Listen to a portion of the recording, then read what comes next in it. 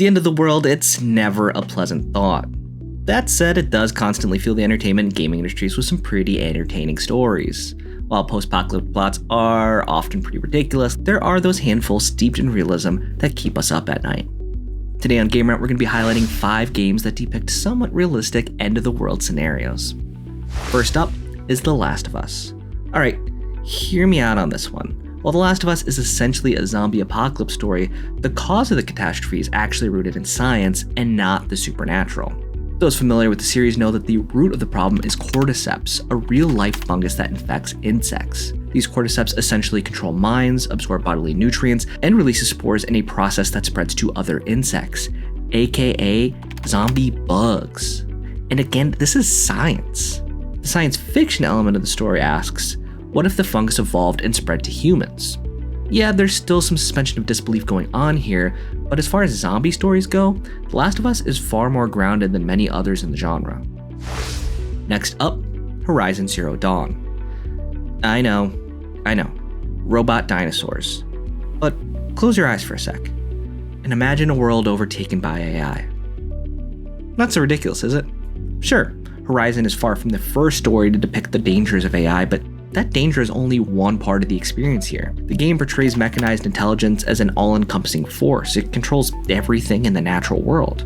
Considering the increasing prevalence of AI in our society, this concept really doesn't feel all that outlandish. More and more companies are relying on computer algorithms, even for creative roles like writing and design. Who knows, maybe even my role might be given to robots before I finish this sentence. Moving on to Metro 2033. Nuclear weapons are the catalyst for many apocalyptic tales. Not only do they inflict destruction on an unprecedented scale, but they're also an excuse for mutated monsters to emerge from the ensuing radiation. But maybe let's ignore that last bit as we talk about realism for a second here.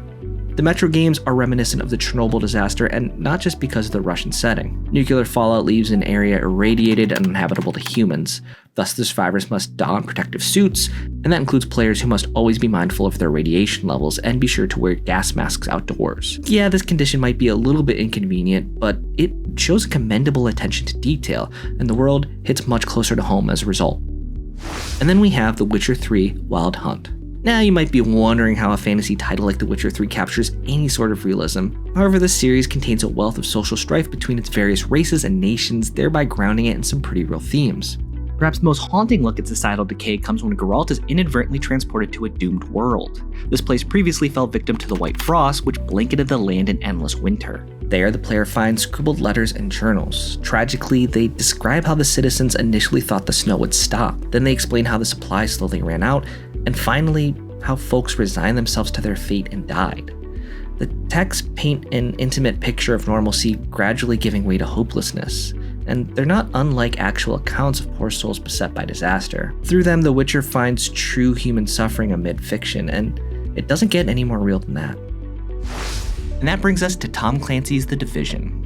Most games with this subject matter opt for post-apocalyptic settings, but The Division takes place during society's downfall, which is thanks to a fictional plague that is spreading across the United States. Its presence causes various factions to spring up, each with its own agenda regarding the epidemic.